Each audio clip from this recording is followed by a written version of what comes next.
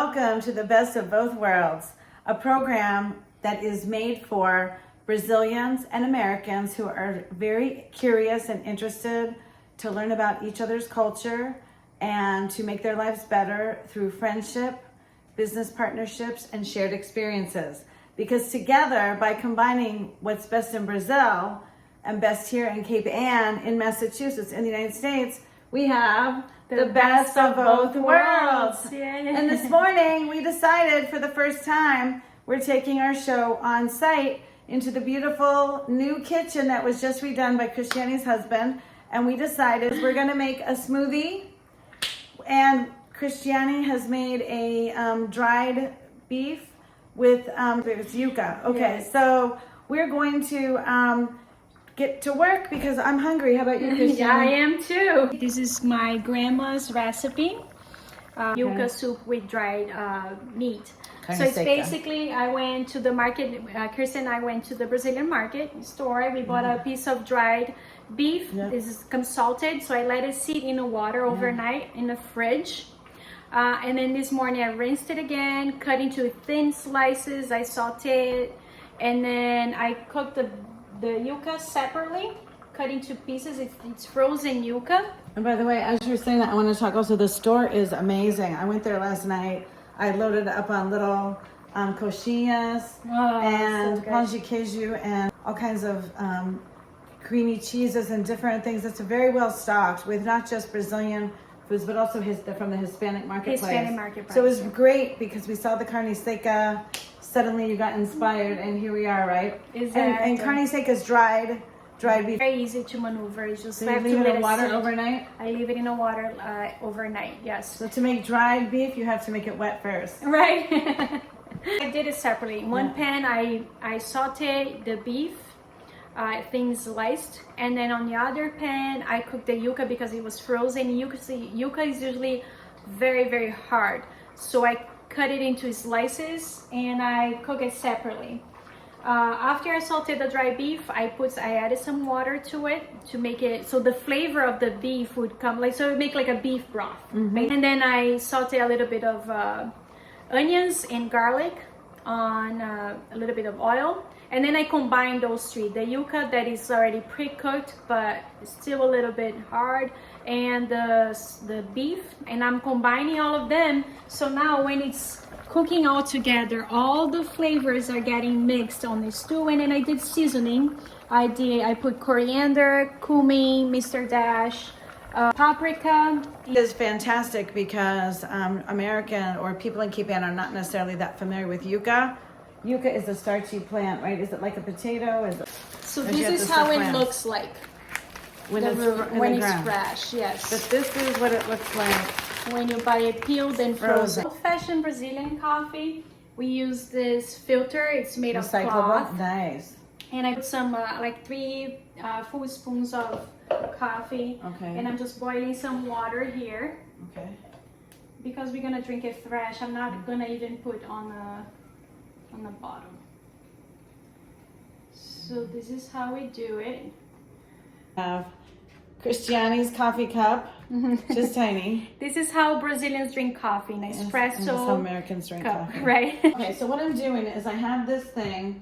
It's like a prebiotic, probiotic powder. Okay. Just putting a couple in here. We're just experimenting. I have never actually made this. So you can use any phyto powders, greens you have, throw it in. Then of course, I know most of you know plant milk. This is original almond. This is unsweetened. I love almond milk. Little ginger. Ginger is so good for you. And you can just squeeze ginger like that. Are you okay with ginger? Yeah. Okay, good, because I should have asked first. And then you can add baby spinach, but we have the green powder, so we did that. But we have frozen pineapple. Do you like pineapple? I love pineapple. Is there any fruit you don't like, Brazilian woman? I can't think of one at this point. Just throwing a bunch of pineapple, okay. And finally, just to add a little sweetener, we're gonna add a little bit of maple syrup. Nice.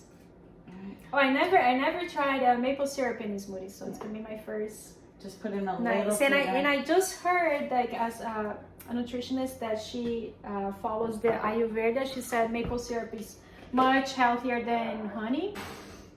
What do you think? I think It looks like it's all blended in. yeah. All right.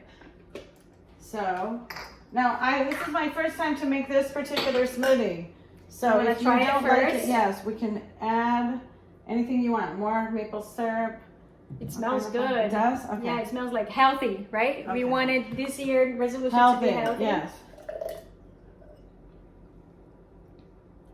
I like the combination. Talk to me about, as we're doing this, talk to me about the role of the kitchen in Brazilian life, because in the United States, we talk about, even in my business doing life insurance, we do business at the kitchen table. When we go into someone's house, we don't want to sit on the lazy boy. We want to put them at the kitchen table because that's where people have serious, heartfelt conversations. That's where even business can get done. Often in kitchen's a focal point, and I notice you have an open concept here where in the United States and here on Cape Ann especially, we are a foodie island, and Gloucester, people love to cook. We have Sicilians and Portuguese and Brazilians. So the kitchen is a focal point where you hang out and have friendship while you're cooking. And how about in Brazil? Brazil is the same. We love hanging out on the kitchen. Sundays is usually like the family day. We usually have like grandmother that cooks for the whole family, so aunts and cousins all gather in the kitchen.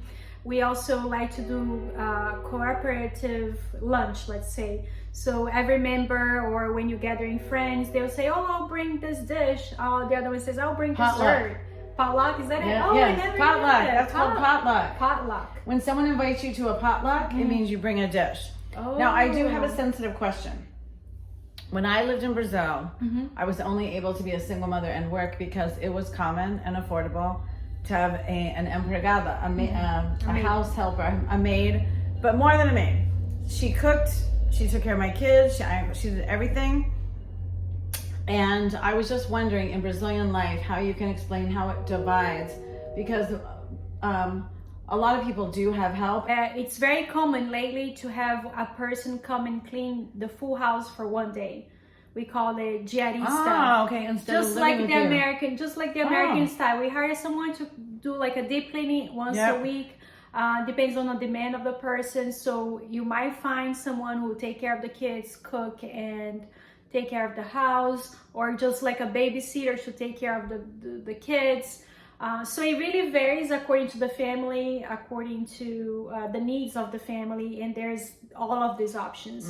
But when you have someone living in a house to take care of the kids and things like that, like this person usually becomes part of the family. They would travel mine with became you. part of my family. Yes. Her child lived with me. That she grew up with my kids. There you go. Like Yeah. sisters. So that's very common. So it really depends on the needs of the family. This is amazing. It's really It's good. refreshing. Refreshing. And this looks amazing. So what we're gonna do is we're gonna eat while we're talking. That's what we do, right? Okay. I think it's not quite ready yet. Red. What did you put in to make it red? Oh, great. I put paprika, and I also yeah, put like paprika. a spoonful of tomato paste just to give Which us is really beautiful tomato color. extract is probably the correct way to say it. We say tomato paste. Yes. Yeah. We're always learning. It's beautiful. I What do you love say in it. Portuguese? Molho de Extrato tomate. de tomate. So that's why Extrato I'm de just tomate. translate it straight. Like every time I would go to my grandma's house, her name is Maria, Oh. and I have beautiful. Is she still around? She is. Oh. Her mind is not really No, but we gotta send a yet. picture to her of her soup and Right. So Maria every time I Sopa de would, Maria. right, every time I would travel to her house. I lived in São Paulo, the city, and I would go to her house. Like, it was 8-hour trip when I was a child, and every time I went there, I asked her to make this soup. So this is very special to me. So it's your favorite soup. It is. I love yuca, although it's not. It's making me a little bit. It's just like the milk. Yeah. I can't eat much. I gotta eat, like, be moderate about it. I think everything in life, right? We have to be moderate. So about my grandma Maria, Yes. my mom always used to say, "Chris, your hair is just." Same hair as your grandma. I do. And I was straightening for so long, for 7 years. Oh, you were straightening? I was straightening because I was in college. Yeah. It was like a hectic life, working in a restaurant, going to school, paying for college. So having a straight hair it would be more practical for me. And now I just decided I don't want to straighten my hair again. I won't embrace my curls anymore. They're beautiful. They're beautiful. I'm in love with and it. you have Inez Oliveira. Yes. Who gave you a special treatment of your curls. And then I also, I was having to spend an hour or an hour and a half in my hair to straighten, because I have curls in all the wrong places. So I was having to blow dry my hair, use that straightener, until I decided to finally, after being here for so many years, to find a Brazilian hairstylist, which is, I'm giving her a shout out, Inez here in town. And since she started doing my keratin treatment and haircut, I literally just woke up, and today it was cold outside, so I just passed a blow dryer like this and brushed it. And so, while this isn't the best hair day, this is as bad as my hair gets now, because finally I have a Brazilian in charge of my hair. Exactly. So, that's the treatment that I used to do, the Brazilian keratin. Keratin, yeah. That you just wash and you do keep this it to make straight. your hair straight like this, yeah? For a long time. And I'm embracing my curls again. And honestly, like Love your curls. I know there was nothing, like straightening my hair had nothing to do with not embracing my roots. But now that I have curly hair again, I feel like more like me. I feel more like myself. And like your grandma. And like my grandma. Exactly. And I gotta be honest, when in my teenage years, when I came to the US, I noticed that I was angry at my hair for a while. Really? Yes. You felt like it was too curly and you wanted it to be... Yeah, curly hair. I know if you're here watching. Culture can be very rude. And now, though, we're starting to appreciate Latina women and Black women who have curly hair and women with curls. It used to be we would say which hair was good and which hair was bad, but the reality is now that we are taking away that stigma. Curls are, everyone would love to have hair like that. Yeah, and it was actually in a college class where they're saying like there was an experiment made with African American children and Caucasian children, and they would present the dolls, yeah, the I heard about that, and the Caucasian dolls, and they would ask the kid, who is the bad kid? And even the Black children picked the black doll. Yeah, so it's all tied in. It really touched my heart. That day I was like, this is not honest with me not to like my hair. And then when I thought of my roots and my history, and I said, listen, my hair comes from my grandma Maria. That's right. And she's so sweet. And I love her hair. Like I love everybody else's curly hair except mine. See, exactly. And this was like a life changing. Speaking of history, next week we're going to be doing our show about the 400th anniversary of Gloucester, 400 years. So it's such a great time to reconnect to your own history. And we're gonna investigate the history of Brazilians in Gloucester, because although there are 3,000 of you here, I don't know any other than they've always been here and continue to increase since I moved here. I have no other information about the history of when Brazilians first started coming here, and that's going to be exciting this year as we go back over the history of Gloucester. That includes the history of Brazilian immigrants. Right? So how exciting. So how about now? Okay, Let's just try it. Right. I'll give you a little taste, and if you have to cook a little bit more. Okay. Things about cooking together is that we are, as you can see, learning about each other's history, our stories. Like with smoothies, I take every day capsules, one for vegetables, one for fruits, one for berries, and then oils in capsules that are powdered and dehydrated. And so that's a way for me to easily get fruits and vegetables each day when I'm too busy to eat healthy. And so it's getting easier and easier to be able to make it convenient to be healthy.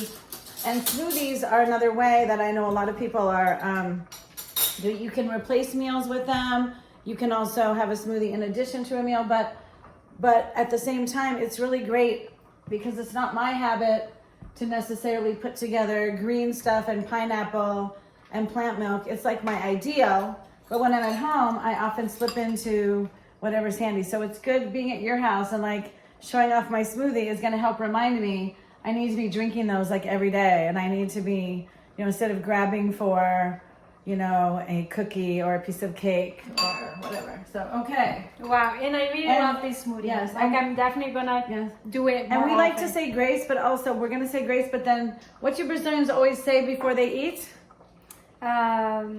Bon Graças a Deus. apetite. Bon apetite. Bon apetite. Yes. So let's say grace, okay? So I'm just gonna. I'm gonna say grace. Grace. Okay.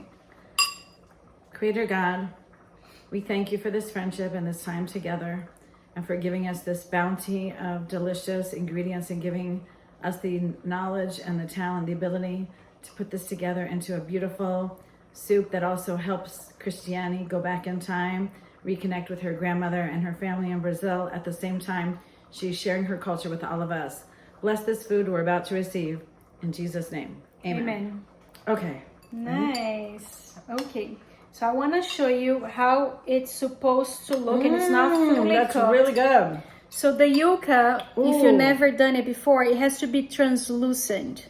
So I take the most translucent, is that the word, right? Translucent. Pieces, and when they're not fully cooked, they usually look like more like yellowish. So this is when you know. So I kept adding water Texture is to it. perfect. It's not The too texture? mushy. Okay. Not too hard. Try it. It's delicious. Okay. And you can cook as much as you can. You can leave like these big pieces. You can cut into small. If you want to make it like more like a broth, just let it cook forever. And you can also use the slow cooker. I'm just using the stove because I wasn't sure if the timing would be perfect. I'm going to tell you the truth because this year we tell the truth, but we also don't have an opinion until you try things. So now I'm going to tell you, I did not think I really liked yuca. Because the yuca I've had has always been, no matter how it's cooked, just a little too chewy and tough. So I didn't say anything because we have a new rule, the two of us this year. We are not going to have an opinion until we try something. So I wasn't going to say anything, and if it was okay, I was just going to be smiling. But this is amazing. I can actually say I love yuca, but it has to be cooked like this, which is, I don't like it too mushy, but also it's not too tough. It's just, Oh, okay. There you we know go. what I mean? There we go. Can you feel that? What do you And think the about this seasoning texture? was just. I like it more like a broth. I like more like You like even more softer? cooked. Yeah, I like it more. So you like it softer. mushy? Yeah. You make it really mushy? Yeah. And then the other way of making yuca, you can also like pre-cooked like I did, and you can put it in an air fry or even deep fry. Like French You fries? make it, it's gonna taste just like French Really? fries. Yes. I have to do that. I don't have an air fryer. I have to get one. So I think it's time for us to Yeah. switch. We're still going to eat, but we're going to talk Portuguese now. Right.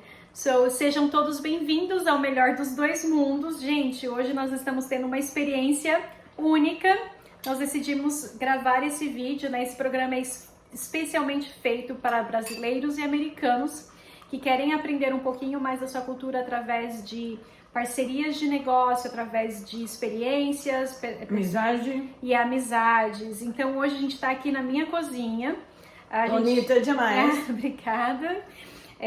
Meu marido é muito caprichoso e ele tem preparado tudo isso. Eu tô muito feliz com a minha fazer uma cozinha. breve filmagem depois para mostrar para todo mundo. Isso. E hoje a gente vai compartilhar receitas. Eu tô preparando aqui, ainda não tá 100% preparado, uma sopa de mandioca com carne seca. Uma coisa, a gente foi ontem a uma loja brasileira aqui em Gloucester. E eu fui buscar algumas coisinhas para apresentar meu marido que não conhece tanto o Brasil, né? Ele foi uma vez. Porém, fiquei assombrado porque tanta coisa. Eu levei pão de queijo com catupiry, coxinha mais mini, né? E vários tipos de mole, de queijo criança, de coisas de Catupiry, amendoim. requeijão, Como se chama esse negócio aqui? Como pão? paçoca. Paçoca. Uma delícia. E de repente eu vi uma carne que estava escrita carne seca, só que não foi seca ainda, né? Eu falei, eu quero carne seca, adoro carne seca, nunca fiz. Claro que ela sabia. Então ela colocou, ela vai mostrar, mas virou uma sopa super gostosa. E estamos super agradecidas a esse lugar em Gloucester, onde a gente pode comprar os ingredientes essenciais, né? Claro, claro. E a gente sabe, né, gente, que se você mora aqui nos Estados Unidos, dependendo da região, você encontra, assim, lojinhas brasileiras e é um pedacinho do céu, quando se acha uma história brasileira. Por quê? Né? É nesses lugares que a gente encontra aqueles produtos que remetem à nossa infância, à nossa história, à nossa identidade. Então, estar fora do país e ter é um luxo, né, ter esses ingredientes. Eu sei que na Europa, eu tenho família na Europa, e lá não tem esses produtos. E pedimos um vídeo que Alex, dono da loja, que ele vai filmar. A gente fez algumas perguntas que ele vai responder e depois a gente vai colocar em inglês também para mostrar a parte desse vídeo as coisas que vocês podem achar numa loja de alimentos brasileira, que seja americano, que seja brasileiro. Exato. Vai ser o nosso próximo episódio. Então já Sim. se inscreva no canal e não perca. Então, gente, a receitinha básica que eu fiz aqui, eu deixei a carne seca de molho na água, né, durante a noite na geladeira.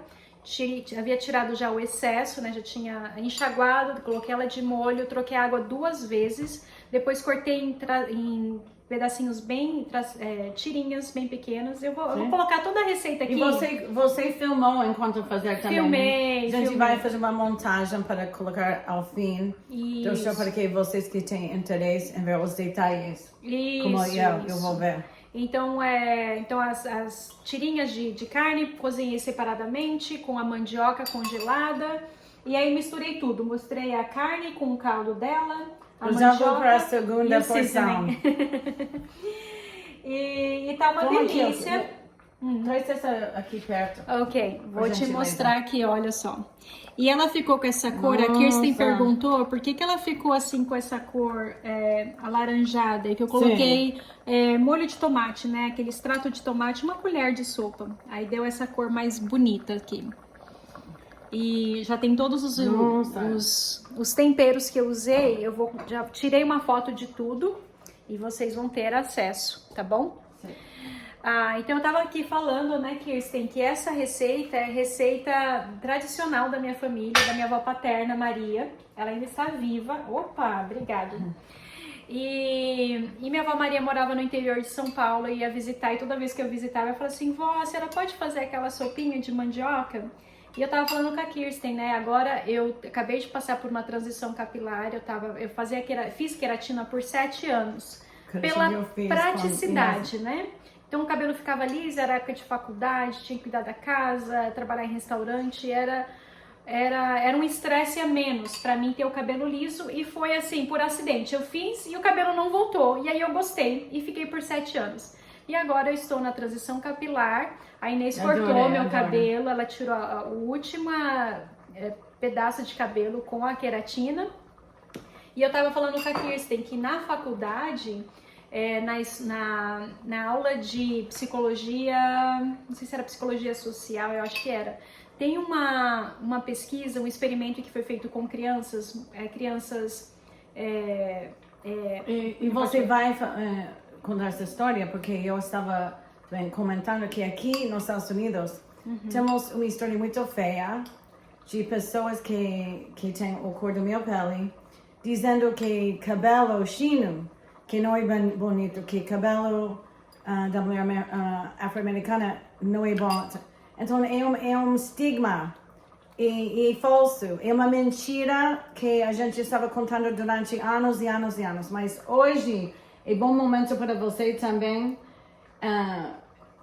acordar, ou seja, e realizar a beleza de seu cabelo natural, porque agora todos estamos reparando que o cabelo que você tem é o melhor, é o até mais bonito, e qualquer cabelo que você tem, por isso é bom.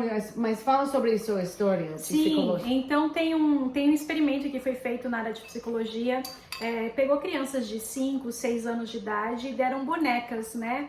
As bonecas com a pele mais escura e as bonecas com a pele mais clara. E aí foi perguntado para as crianças qual era a boneca má. É um absurdo, né? Sim. Eu nem sei se é ético essa pesquisa, nem sei se foi bloqueado. Não, mas uma amiga minha que preta, ou seja, black woman, ela também me contou a mesma história.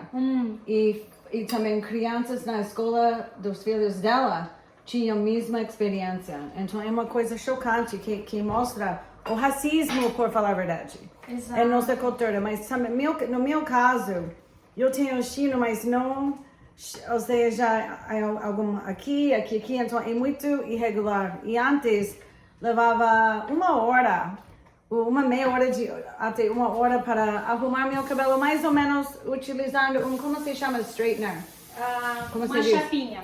Chapinha, muito produto, blá blá blá, mas finalmente, depois de 20 anos morando aqui, que absurdo, eu finalmente fui a salão, a dona brasileira, e agora não faço nada. Hoje levantei, passei secadora rapidinho, quase não escovei nada, e não é o melhor cabelo do mundo, mas agora isso é o meu pior bad hair day, muito melhor que antes, quando eu tinha que batalhar. Então, foi vice-versa, eu agora já virei... Adepta, né, da queratina. Sim. Sim, e claro, a gente tem opções, é legal, a gente escolhe o que faz mais sentido, enfim. Então, assim, então, quando eu vi aquela pesquisa, e aí a menina que era mais escurinha, ela falou assim, ela ficou assim, e agora, o que eu falo? Se eu falar que a boneca branca é a má, vai ficar feio. Se eu falar que é a escurinha, ela vai falar assim, ela se viu, né? Ela se identificou com aquela boneca escura. E aquilo, gente, entrou assim no meu coração, me deu assim, não sei. E aí eu fiquei pensando assim, o porquê que eu tenho raiva do meu cabelo, né? Porque realmente não é fácil. A gente criou raiva na cultura. Criou raiva, exato. Às vezes é uma palavra forte, a raiva. É uma palavra forte, é um sentimento forte. É certo. Mas às vezes a gente tem que identificar exatamente o que é. Não dá pra ficar Temos cobrindo. que lutar contra essa atitude completamente ruim. O mal é a atitude, o pensamento, a opinião. Exato. Então, assim, os sentimentos, a gente fala assim, não pode falar que tá com raiva, não pode falar isso. Mas às vezes a gente tem que verbalizar até para aprender a lidar com isso. A gente precisa identificar para aprender a lidar com isso. Então eu percebi que eu tinha raiva do meu cabelo porque eu não sabia cuidar dele, porque é desafiador mesmo, né? Quem tem cabelo cacheado sabe, você pega a chuva, o cabelo não fica bom, você pega um vento, o cabelo não fica bom, se tiver umidade, o cabelo não fica bom. Ele é imprevisível, era isso que eu não gostava. E hoje, finalmente, depois de 7 anos, eu tô transicionando meu cabelo de novo pro cabelo cacheado. E estou aprendendo novas técnicas, porque também tá vindo novas informações e tudo mais. Então, moral da história, né? Então, essa sopinha aqui que a gente tá comendo é a história da minha avó Maria. E aí eu fui lembrar, assim, o porquê que eu tinha um cabelo cacheado. E eu lembrei da avó Maria. Eu falei, gente, a minha avó Maria era tão linda e eu achava tão lindo. Ela ainda está no planeta. Ela ainda está viva. E eu acho o cabelo cacheado de todo mundo bonito, menos o meu. Cacheado. Achava. Hoje eu tô super feliz com o meu Cacheado, cabelo. ou seja, e uma coisa que eu preciso falar, como estamos falando do melhor de 2 mundos, às vezes precisa escolher, não pode ser os dois. Então, claro que tem muitas exceções, tem boa estilista em qualquer cultura, mas se você tem que escolher entre uma estilista americana e uma estilista brasileira, vai na brasileira. Vai na brasileira, na minha opinião. Cabeleireira. Cabeleireira, é palavra que me... Cabeleireira. Cabeleireira.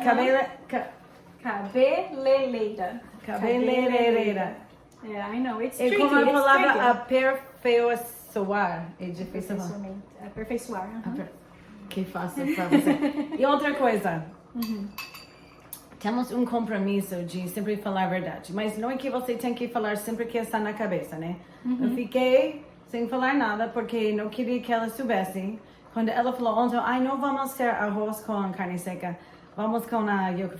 Pensei, ai meu Deus, porque não gostava de yuca de jeito nenhum, porque sempre era um pouquinho durinho, como splinter, né? Mas este ano temos outro compromisso de não ter opinião de nada sem experimentar e provar. Então resolvi, vou ver e parabéns, Cristiane, porque agora adoro yuca, quero comer mais, quero fazer no futuro. Ah, que legal. Eu acho isso super interessante, Textura. porque o nosso paladar muda, a gente muda. Então, assim, as nossas opiniões podem mudar. Às vezes a gente não gosta de uma coisa, outra hora a gente experimenta. Tem alimentos que são paladares, como é que fala? Adquirido. Não é uma coisa que é que nem sushi, a gente falou da outra vez. Mas também temos a sopa de Maria, que é melhor, que é outra yuca que eu tinha no passado. O textura é muito... É pouquinho dura, mas não demais. Pouquinho mole pra mim, mas não demais. Mas você gosta mais mole, você fala, né? Então eu vou parar de cozinhar. Então, se você gosta nessa textura, eu vou parar de cozinhar pra você levar um pouco pra sua casa e pro seu marido. E depois aqui eu termino de cozinhar pra ficar um caldo. E agora vamos falar sobre o smoothie. Sim. Vem cá, eu vou Porém, trazer. também estamos tomando Ah, café em minha xícara. Aham. E cadê a xícara sua? A xícara americana, gente, ela é grande. E às vezes eles usam Isso um copo é um pouco maior. grande para brasileiro, e pouco grande, né? É. E aí a gente tava falando que o brasileiro bebe café na xícara de expresso aqui pros americanos. You are an amazing woman. Você é uma mulher maravilhosa. Nós somos. Isso. Ok. Então vocês viram que eu coloquei pó prebiótico e pós-biótico. Também uma mistura de várias coisas verdes. Yeah. Como se chama greens em português? Como Verduras se diz? verdes. Verduras verdes e abacaxi, Abacaxi congelado, Abacaxi já congelada. picado. leite de amêndoas Uhum. e finalmente como se chama xarope de... Como se chama de maple? Não Vem de árvore. vem da árvore. É um Vamos falar melzinho. sobre a gente adquirir, ou seja, sabe como eles tiram xarope de maple do árvore? É um centro de produção de maple syrup. Então, quando muda o clima, ou seja, depois verão já vira um frio, bom frio, né?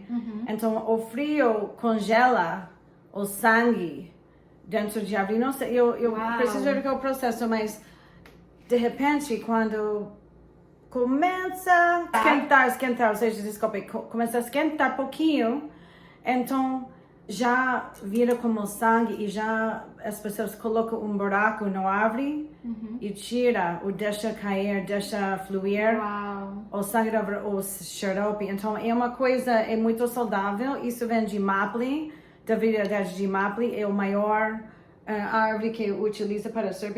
A maioria são maple syrup. Mas vocês podem, vamos fazer uma viagem algum dia em fevereiro, março. E quando a Até maioria Vermont? faz, se você pode ir lá e Uau. ver, e Luca pode ver Aham. como criar xarope da árvore. É muito interessante. Se chama tapping. Aham. Não, Que se legal. chama não, sugaring, sorry, not tapping. Sugar tapping e sugaring. Quando você tira o xarope da árvore em pouquinho antes que venha a primavera. Ao fim de Entendi. inverno.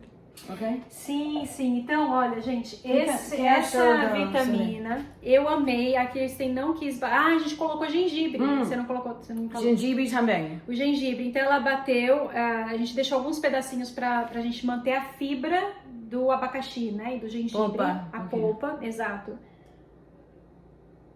Tá super refrescante. Muito verde, né? Tá delícia. Tá bem gostoso, não tá muito doce. Nossa, tá uma delícia. Uma obrigada. delícia. E hoje, então, o nosso show foi aqui uma mistura de brunch, né? Uma mistura, Sim. uma sopa, um caldo, tá bem frio. E Aqui falar no lugar. nisso, a cozinha, aqui em Gloucester e Cape Ann, aqui nos Estados Unidos, mas aqui temos mais tradições que a maioria de cidades nos Estados Unidos, porque somos o porto mais velho de pescadores. Aham. Já esse ano vamos cumprir, ou já cumprimos 400 anos. Então temos uma cultura de sustentação, de alimentação, foodie, muito cultura de comida. Comida. Então a cozinha é um foco, é um centro da família, né? Então não é só para cozinhar, a gente congrega, a gente se junta, conversa, faz amizade dentro da cozinha, né? Inclusive na minha profissão, que é corretora de seguro de vida, quando eu entro à casa de alguém, a gente senta na mesa da cozinha, para que eu tenha certeza que a pessoa vai prestar atenção, vai conversar, vai estar pronta de fazer negócios. Sim. Não pode ser o sofá, o esquina, a casa, tem que ser a mesa, kitchen table. A gente fala kitchen table issues. Kitchen table issues quer dizer temas muitos essenciais. Tinha ajuda na minha casa. Uma empregada que me ajudava com as crianças, com limpeza, fazia comida, porque eu era uma mãe solteira profissional. E mais comum, eu sei que não é que todo mundo tem, Cristiane, mas em Brasil, quando tiver ajuda em casa, quando tiver empregada, ou seja, como funciona o papel de você em casa fazendo comida? Natural, o que a gente tem é diarista, né? Vocês sabem muito bem, é diarista. Às vezes a gente tem uma pessoa que mora na casa, né? E aí ela se torna quase que uma membro da família, uma pessoa que cuida da casa, que cuida das crianças, que cozinha. Tem pessoas que têm empregada só para limpeza, outra hora só para babá, então depende muito da necessidade da família e das condições também financeiras de poder terceirizar esse trabalho. Então, é bem bacana, assim, isso. Eu acho que é bem conveniente. Eu sei que aqui nos Estados Unidos também tem as diaristas, também tem as babás, tem umas pessoas que fazem intercâmbio, que moram na cidade. Uma coisa boa em Brasil é mais normal aceitar que uma mãe novinha tem ajuda. Ou seja, se você está trabalhando, não precisa sentir culpado, que se você tem pessoas que e fica como uma membro de família. E para mim, ajuda, ou seja, não podia nem sobreviver em Brasil sem essa mãe que foi como como a minha tia. E caprichosa, sua casa sempre está limpinha. Mas você faz tudo com seu marido juntos? Ou seja, você tem alguém que ajude? Como funciona? Não, eu trabalho, eu cuido do meu filho, cuido da casa. Você é uma superwoman. Em partes. Eu gosto de cozinhar, não gosto de ter a pressão de cozinhar. Tipo, tem que cozinhar todo dia. Meu marido é uma pessoa que ele é muito independente. Ele chega em casa, ele faz a própria salada dele, ele faz a própria mistura. E a comida que eu faço pra mim e pro Luca. E aí a gente fica 1 dia, 2 dias. Eu não me importo com comida requentada. Então eu procuro facilitar a minha vida. Eu gosto de praticidade. Eu sou boa de garfo, eu como de tudo. Então eu gosto de praticidade. E seu marido, e eu sei que você vai ser a mesma coisa, seu marido ganhou o status de elite no seguro de vidas. Quer dizer que está comendo bem, que está comendo ele tá cuidando. Saudável, está cuidando. E você também? Sim. Eu não sou de cuidar, de cozinhar nada, não sou de muita fritura. Agora a gente comprou a air fryer, né, finalmente. E aí a gente evita, né, a gordura e come aquelas coxas, né, de galinha, asinha de frango. Dá aquela sensação de estar comendo uma coisa frita, mas está saudável. Então é excelente. Então é isso, gente. Sejam todos, né? Espero que vocês tenham gostado desse programa. A gente está num cenário totalmente novo e diferente. Não está 100% pronta. Pode mostrar, Kirsten. Não está 100% pronta. Aqui, deixa eu mostrar. Isso, aqui, ó. Dá uma pequena 360. Muitos deles foi minha avó que bordou, minhas tias. Ganhei de você e adorei. Tem mania de colocar aqui, assim, ó, como enfeite, só pra secar a mão, né? Bonitos. Então, e você tem muitos que vieram do seu avô? Sim, minhas tias, minha avó, aí tem as vizinhas da minha mãe, sempre me trazem pano de prato, então assim, tem uma coleção imensa de pano de prato.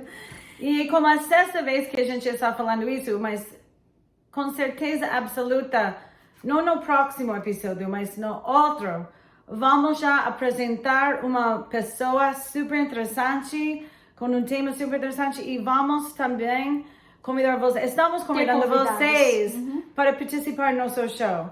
Que nos liguem, nos enviem mensagem com seu tema, com muito prazer a gente gostaria de incluir você no show. Próximos, porque vocês também podem fazer o melhor de 2 mundos.